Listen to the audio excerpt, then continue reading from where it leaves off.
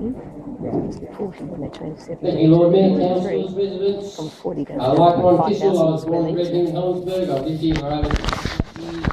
I'm a life member of 5 organisations. Been a member of the Helensburgh Stanwell Park Surf Club for 52 years. A member of the 5 services. Receiving their first award. This brings me back to the early 80s when this all started. This is deja vu. This is Groundhog Day all over again.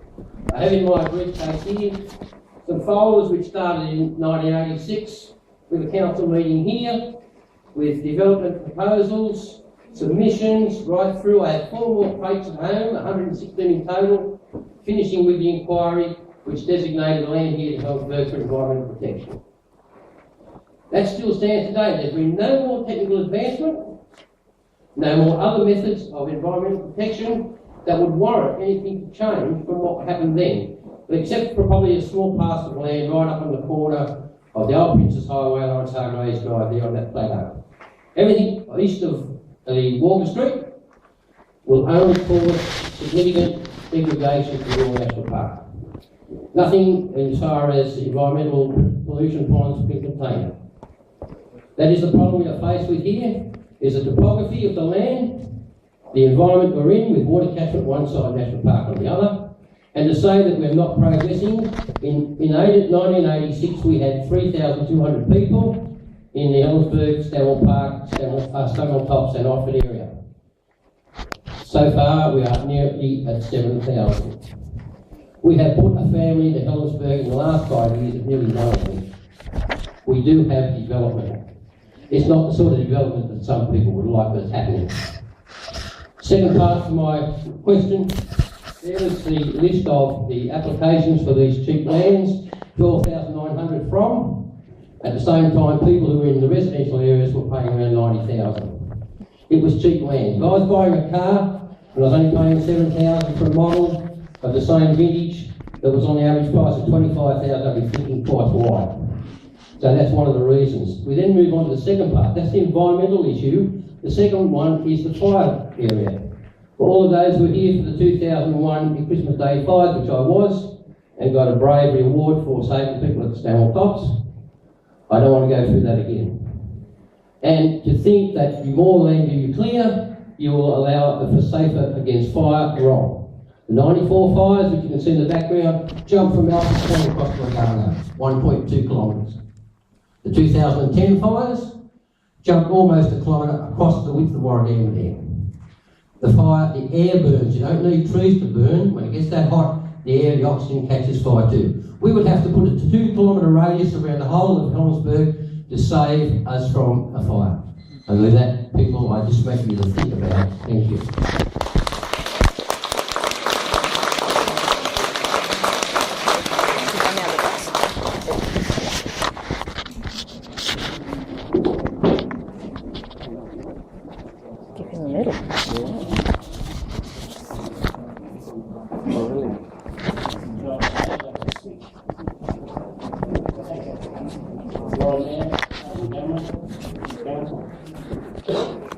Everybody said what I was going to say anyway.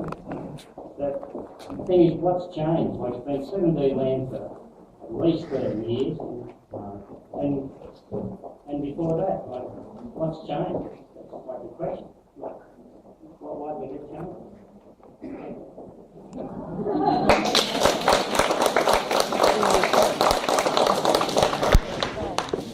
Who's that? John Carlson. Went Okay, out of order. so everybody thinks. Okay. I'd like to put a presentation in the office and residents who are unable to attend tonight. Unfortunately, we are unable to attend a public forum meeting, but would like to provide our feedback regarding 7D rezoning. If the article had not been in the Helensburgh District Herald, we would not have known a public meeting was being held tonight. We were only people who have 7D land being invited. This would seem a rather biased group.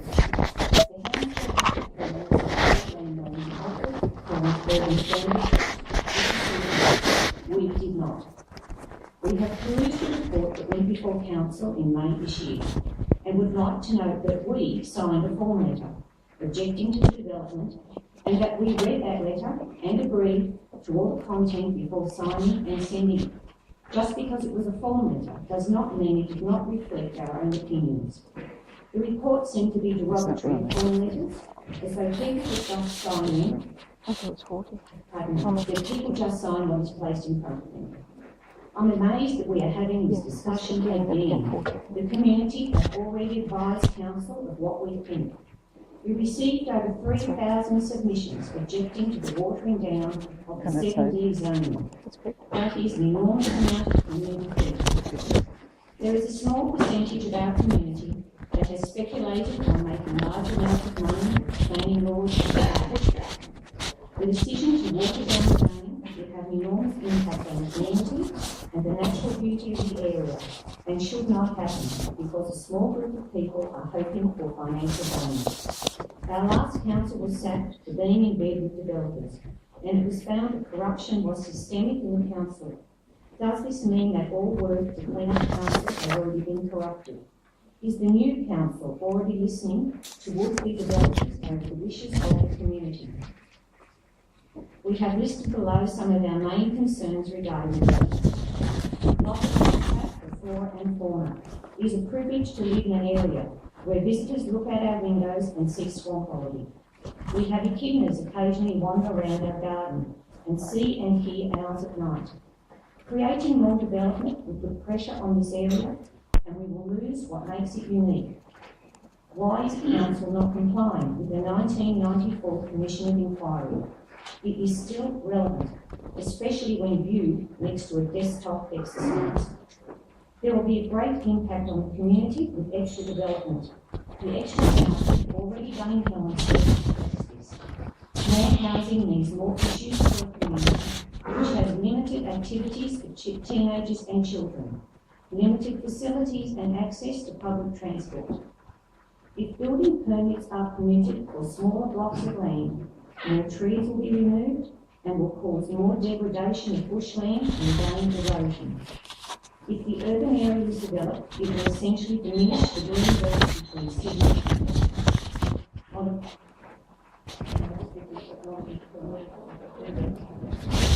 this is Sydney and Robert Barron.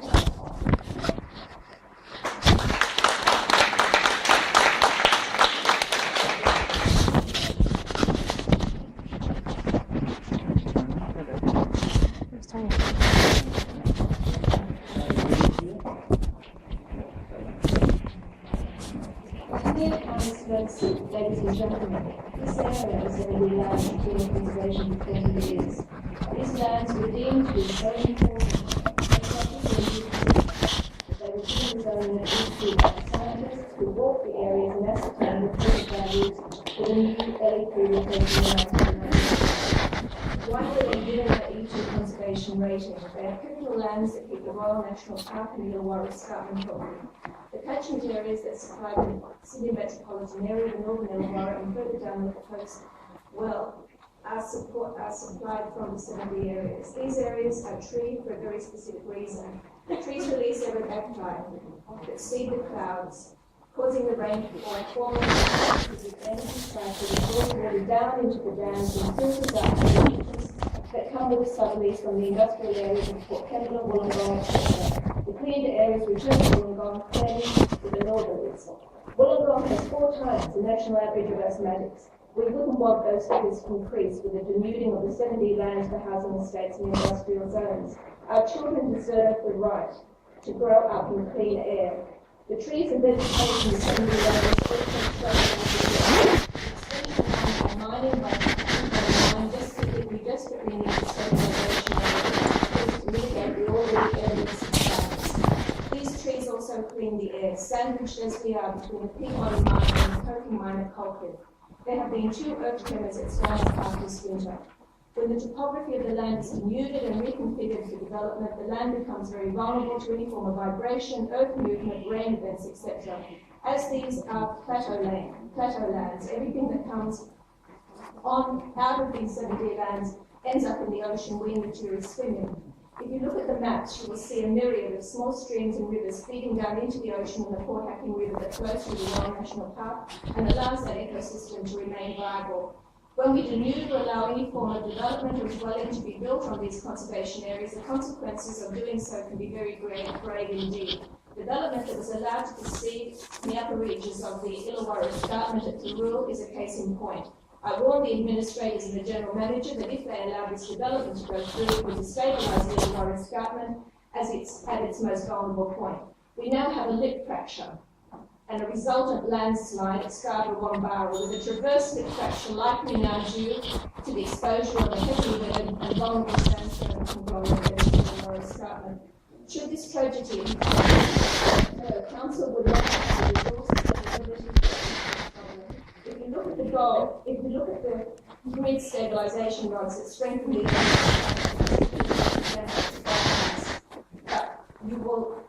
you will understand the magnitude of potential damage. The property that adjoins this development already has sinkholes in it as a result of the area being denuded and reconfigured. The houses in Buttonshaw Drive that slip into the land were condemned, causing that the owners and maybe the owners. How on earth could Council ever consider the precinct management we now puts in place?